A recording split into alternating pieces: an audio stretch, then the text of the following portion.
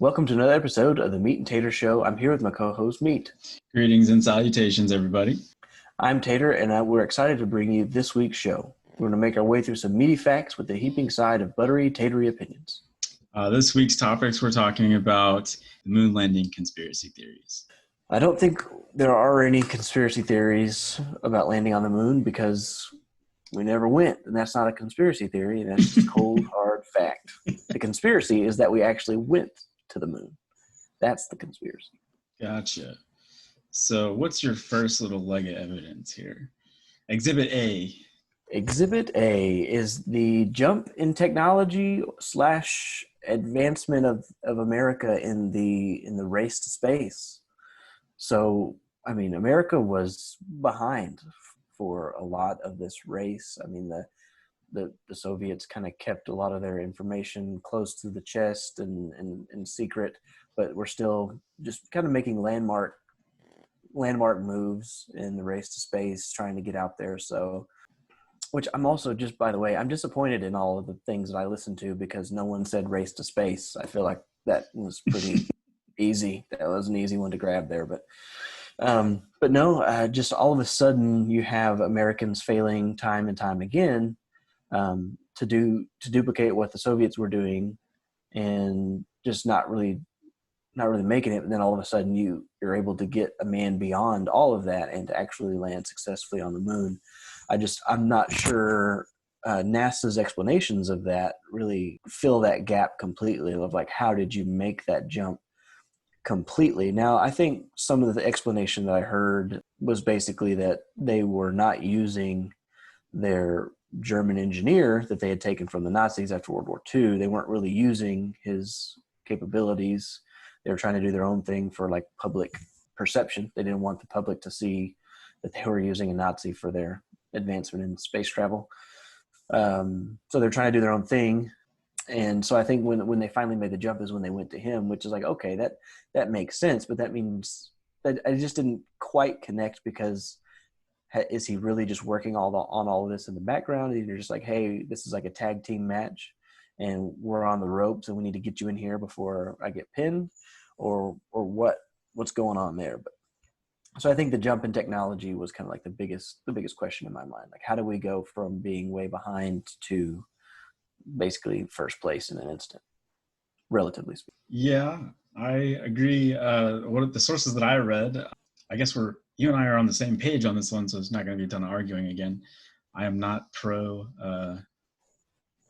moon landing actually happened. I'm definitely at least skeptical that it actually happened. Mm-hmm. So the source, I'm using Wikipedia as a source, so take that with a grain of salt. But the Soviet Union had 5 times more crewed hours in space than the United States.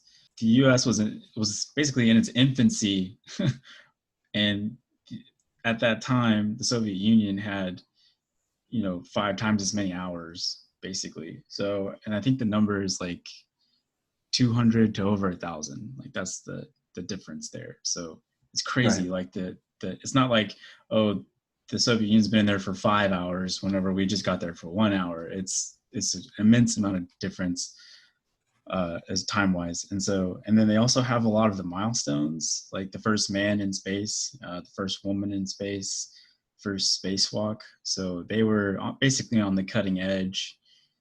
And then somehow they were on the cutting edge of technology as far as getting someone into space. And then we somehow passed them doing that. I don't know. That doesn't make sense to me. So yeah, I'm with you. Soviets, man. Yeah. And I can see, I mean, this obviously is rooted in a lot more like of the Cold War and what was going on there. And so there's probably a really in-depth chess game going on here. And I'm not necessarily saying this in support or even in like in denial of anything, but I am curious, could the United States have just been playing games with the Russians? Like maybe they had gone through a technological breakthrough, but they kind of had to sell it that they were not making it, to kind of give like to make victory taste a little bit sweeter, when they finally get there. Like they know that they can do this, but America seemed to be so much more public with what they did versus what the Soviets did, and yet the Soviets' accomplishments, like you said, like seemed to be, they were reported first. They made it to all these different things and all these different accomplishments first, and then America, who seemed to be much more public with the more minute things, the things that didn't make as, that weren't as impressive or important. They were much more public than that. So I don't know. Maybe that was a chess move politically to try and get one up on the Soviets at the end and be like, we had you the whole time. We just, kind of do a little Muhammad Ali rope-a-dope. So you're saying that the story, like we were just kind of like sandbagging? Is that what you're saying? Potentially. I mean, that's if we really landed on the moon and we really made that big of a technological jump over the Russians, who, like you said, they had the advantage at the time. So how did we sneak this one in? This, I don't know. I mean, it makes me question the miracle on ice in the Olympics. I don't know. We're questioning everything. Like, are we sandbagging everything, and we're just like trying to one up them on all? You know what? Hey, maybe that's what we're doing with Donald Trump and Putin. Maybe that's what we have going on here. What's that? Miracle on ice? No, I think everything with America and Russia, we look like we're sandbagging. So Donald Trump is our sandbagger. Okay, I see. I'm picking up what you're laying down now. All right. What's the play there, though? What's the end game? I don't know. I wanted to say Joe Biden for president, but that seems worse. Oh, no, man. That seems worse. Yeah, I can't do that. That's the beginning at the end. Sorry. I hope that doesn't happen. Yeah. I'll just have to have a flame background every time we do one of these from now on. Just have flames behind me. If Donald Trump is reelected or if Joe Biden is elected, we're just going to have flames behind us. You got to vote for Joe. Yeah. Joe Jorgensen, everybody. Joe J 2020. Look it up. I'm going to call her Lady Liberty. I don't know if anybody else has called her that yet or not, but. Okay, but anyway, jump in technology. We have digressed rather far. Okay. Bringing it back. Bringing it back. I think jump in technology is one of the bigger things that stood out to me. So what else do you have that kind of stood out to you?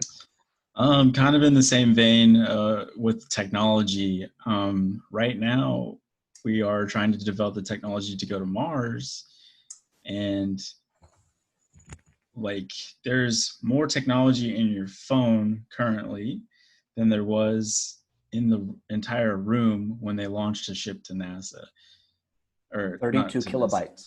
Right. They launched 32 kilobytes. There's more technology in your phone than there is to launch a ship to the moon back in the 60s. Mm-hmm. And for some reason, with all the jumps in technology that we've made, we are still struggling to even get rockets to leave the planet and then come back safely.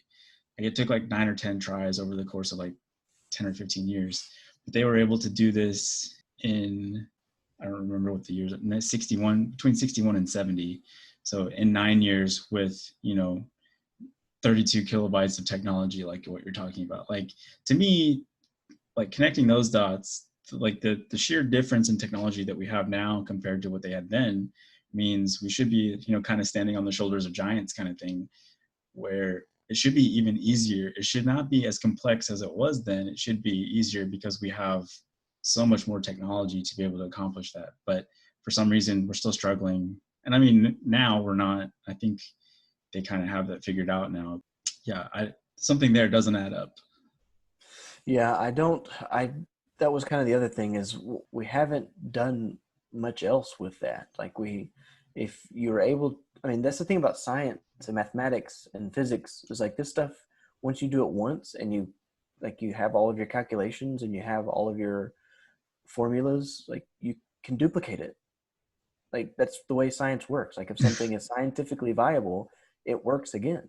And you can make it work again and again and again. Exactly. And then like you say, with the limited technology that we had at that point, we have the formula and the equation, the materials, it's all should be more efficient. It should be like, I don't know. It seems weird that we have private space industries that are about to take off with SpaceX. And I don't know if I enunciated well there. I might have sounded like I said space sex, but I don't. Either way, Meat-N-Tater. somebody's going to pay a lot of money Yeah, to go to that's right. space. That's right. One trip is going to be a lot better than another. So, Where do I sign up for that second one? No, I'm just kidding. yeah. You can sign up with me. How about that? Meat-N-Tater show. Whoa. Meat-N-Tater show after dark. Hey, Patreon. Yeah. Pictures from outer space. Anyway, so it doesn't make any sense at all to see that the private sector is making advancements now because people are just wanting to spend money on it to, I don't know, colonize another planet. I'm not totally sure on the motivations for it. But if the civilian sector is starting to put together its own sector for that, then the government from 50 years ago should be well beyond. So I don't know how you struggle this much now when you nailed it, supposedly. Yeah. You were so on point enough that you passed the USSR to get to space before they did, when they've been doing it for like 10 years before us. But somehow we can't go back again. And in the time before we're able to launch a rocket to space and bring it back safely, we've had, this article says 100,000 times more technology, basically. So, I mean, why is it so hard to do now if we were able to do it so quickly back then? Mm-hmm. Yeah. Which could be, I mean, in the rabbit hole of conspiracies. I mean, we probably already have, all the celebrities that have supposedly died. They're probably living on another planet as we speak. And we just don't realize how many rockets are actually taking off into outer space successfully. Is that going to be your third point? Celebrities living in outer space? Yeah. Michael Jackson and Elvis are alive, and they're enjoying sangrias on Mars at the moment. On Jupiter, yeah. Yeah, one of Jupiter's many, many gassy moons. One thing that I thought was really, really intriguing as to why this particular technological advancement may not be real is the fact that they lost the video. They lost the original video of everything. So there's a lot of doctored pictures. There's just a lot of stuff that NASA admittedly, photoshopped a couple of things. Like there was a rock that supposedly had a letter C on it, so it looked like a stage prop. Yeah. And so NASA even admitted like photoshopping that picture. So not being able to track down a lot of the original stuff to me seems really, really fishy. Because how do you lose that? I mean, you just had the greatest victory in one of the most silent wars in the world's history, and you lose your biggest piece of evidence for that. And I think actually I take that back. One of the things that they said was they lost it or they recorded over it. Now, I'll tell you something. There's a lot of pain attached to when a video gets recorded over. And so when I was in like school, when I was a kid, I would come home and I would be ready to watch like recorded episodes of like Pokemon or Dragon Ball Z. And there would be days I'd be really disappointed because my mom like taped over those shows with her soap opera. And so I'd be really upset and really disappointed. Mom. Yeah. And the stakes are high for a child looking forward to watching Pokemon. The stakes are high. But I can only imagine in my tiny little brain that the stakes are much higher with the original footage of the moon landing. So that's just a really big conundrum. Like, is someone really screwed up really, really bad, or we're really just trying to hide some stuff here? They just handed that job to the mailroom boy, said, hey, you need to get these videos and put them somewhere safe. Don't worry about what's on them, just put them somewhere safe. And then he accidentally took them home and, recorded Pokemon over them. Yeah. Probably. Although I know Pokemon's not around, so I don't know, recorded Green Acres or something over it. He's a time traveler, and he came back in time to steal the video. There we go, time travel. So then way he could still record Pokemon over it. Yeah. That makes sense. Yeah. So let's see, what else you got? What's your next thing that stood out? My next thing that stood out, crap. I think that might have been it. I think you probably hit on is the technological limitations. The other thing that I thought was interesting was all of the people that were linked to the actual space program. They're all dead. That's Interesting. kind of Did convenient, not know that one. And Jeffrey Epstein didn't hang himself. So I thought you were going to say he went to the moon.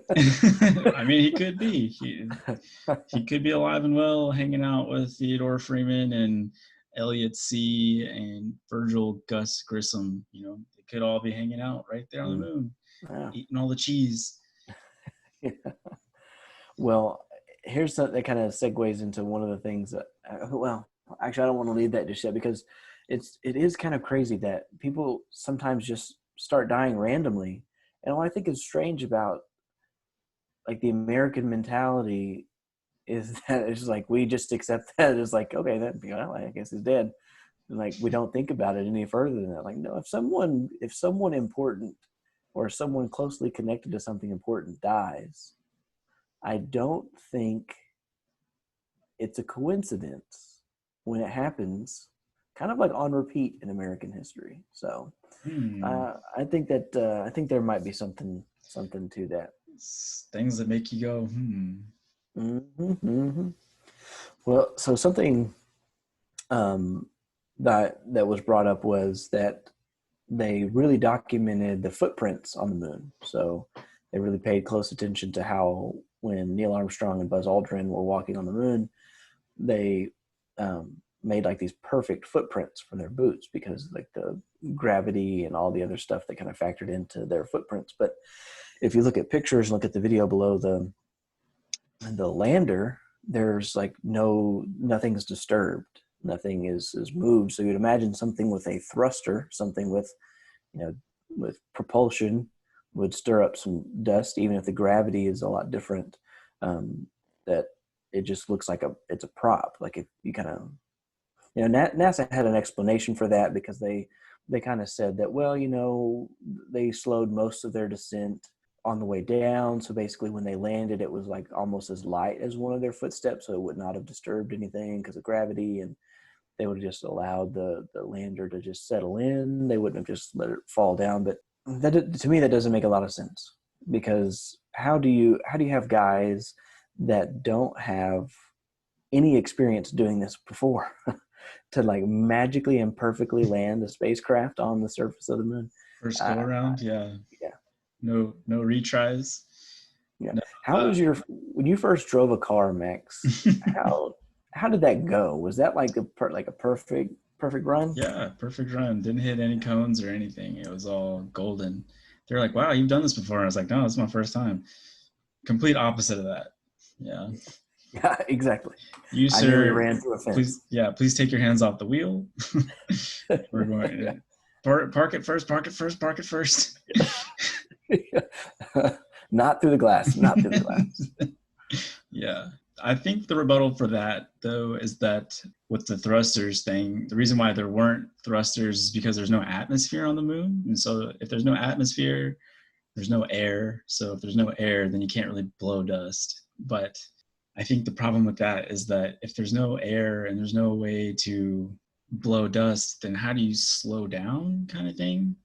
How is there not so much friction that you can slow down a ship or a rocket ship, but you can't move any dust? That to me is the weird connection on that one. So right. I imagine though, like you still have force, right? Like you would still have force from the lander. So I mean, even if it doesn't like create dust like it would in our atmosphere, like I would imagine there'd still be like at least some sort of a small crater below it where the thrusters were, where it at least moved something. I don't know how. I don't know if it could gently just sit down like that, even if they. Yeah, something should look disturbed. Is all I'm thinking. It weighs some. Yeah, there's quite a bit of weight. Even if it was reduced, it should weigh quite a bit on the moon. Mm-hmm. But that's actually what my next point was, the weight. So since we've been to the moon, there have been a few other people that have made it to the moon. I think India and I don't know, My ability to read right now is lacking. But everybody else that went to the moon, so when we went to the moon, we collected 840 pounds of moon rocks. So that's basically like 4 more people on the flight, right? So you get there with 2 and you come back with 4 extra, so you come back with 6. But everybody else that went to the moon, they only gathered like 326 grams. It's like 3/4 of a pound. And then somebody else went and they only picked up 1 kilogram, so like 2 pounds. And so they're only collecting this little tiny amounts probably because they don't have the ability to bring it all back, right? Or we did the typical American thing. We took everything we could for ourselves and didn't leave anything behind. Okay, right on. Like, well, the Americans took all the big rocks. I guess we'll just take what the little crumbs we have left over. Just gather some dust and sprinkle it into our little pockets here. Yeah, so I'm just kind of figuring out how they got there with whatever they were weighing and then brought back, 4 extra people worth of rocks. How is that able to come back like that? Because when it comes back to the Earth, it's going to be even heavier than it was when it got to the moon, and you're still trying to land it safely. So you have to try to accommodate 840 pounds of rock, whereas these other people are only having to accommodate 11 ounces. There's probably a reason why they gathered so little, because they couldn't land something safely with 840 extra pounds on it. So right, yeah, and and that doesn't make sense either, because if you just think about like what it takes to keep an airplane, like an airplane has to be packed a certain way, and it has like the weight has to be a certain limit. So I couldn't imagine that you just have like a random cargo hangar on a spaceship where you have to have everything precise, like nothing can be wrong or you have a disaster. So almost half a ton of space rock. Like, where did you guys put all this when you came back? Yeah, how did it get here? I was about 50-50. I was about 50-50 on this conspiracy theory before we started. I'm getting a little about 80% right now. So what, guys? Come on. Yeah. Anyways, your next point here.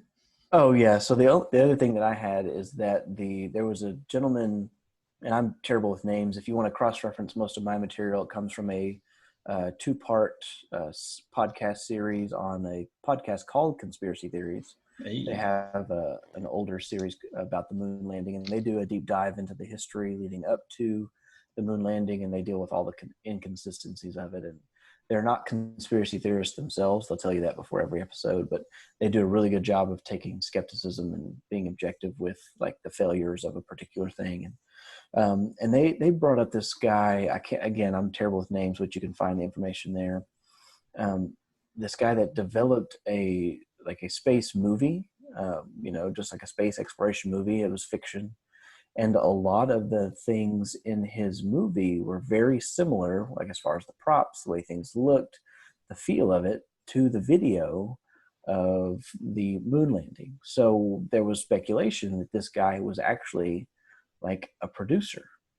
And so he produced the set, he produced the moon landing as if it were a movie, and then later on just used the same footage that he'd used in producing that to make his own movie. So of course, this guy, they kind of make him out to be a little bit of a crackpot. And if I'm not conflating 2 separate things, I think he gets punched in the face by Buzz Aldrin because he confronts Buzz in public.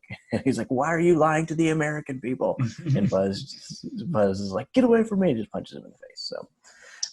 So anyway, there's potentially all of this is just props and footage for space movie that eventually got made, and so, the government made some money off of it. What was the guy's name? That's what I'm saying. I can't remember his name. I might be able to cross-reference it. There's Stanley Kubrick. Maybe that sounds familiar. Directed the 2001: A Space Odyssey. That might be it. That sounds right. And then there's also I hadn't seen this. There's a mockumentary based on all of that called The Dark Side of the Moon. I heard that reference, but that wasn't something they dwelled on very much in the podcast. Gotcha. Cool. Yeah, Yeah, Stanley Kubrick. That's the guy. all completely shot in a Hollywood studio.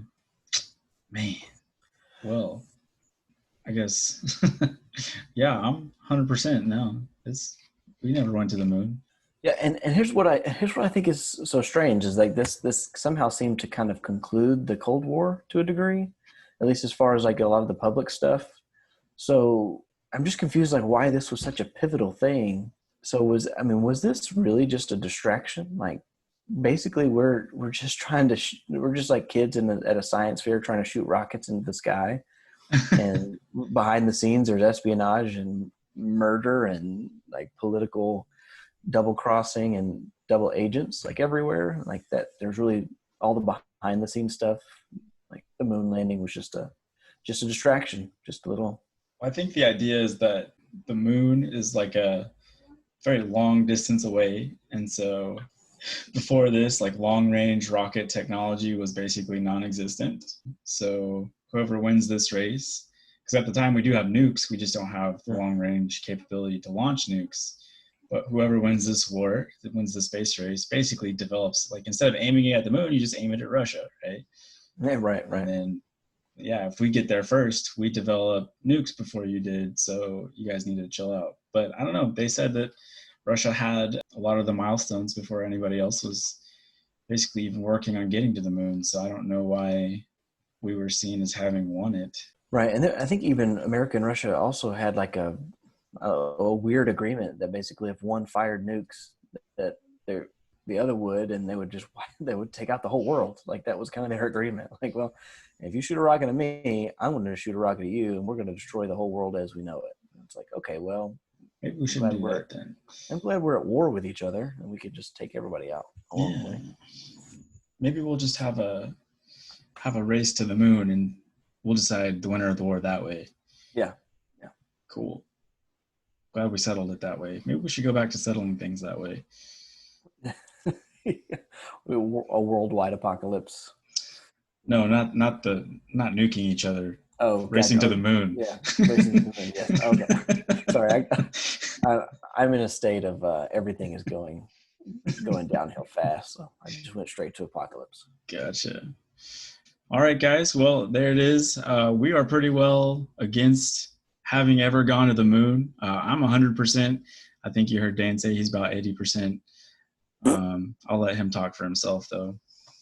Yeah, I don't know, and it's the conclusion that I seem to enjoy the most was you can't prove that we did it, but you can't prove that we didn't do it. So that makes me think that it's probably something we didn't do, because if you could prove that we could do it, then it would be proven. I think it could easily be proven, and it would be proven, but I just don't think we did it. It doesn't make sense. Guilty till proven innocent. I like it. That's right. Take that, NASA. Alrighty. Well, tell us what you think, guys. Did we go to the moon? Did we not go to the moon? And leave us a comment. Are we on the moon? Are we on the moon? Some of us are still there. Yeah, chilling, drinking margaritas. That's right. Hey, Elvis. What's up, buddy? All right. Well, everybody, that's our show. Thanks for tuning in. Please subscribe to the show if you liked it. Comment, share it with everyone you know. Rate it, review our show, and then check out all of the sources that we mentioned. Check them out in the show notes down below. And also, don't forget to follow us on Twitter at Meat-N-Tater Show. And until next time, keep those tinfoil hats polished and ready. Maybe with a couple stickers on them. This is Meat saying, don't let the lizard people bite. See ya. Bye.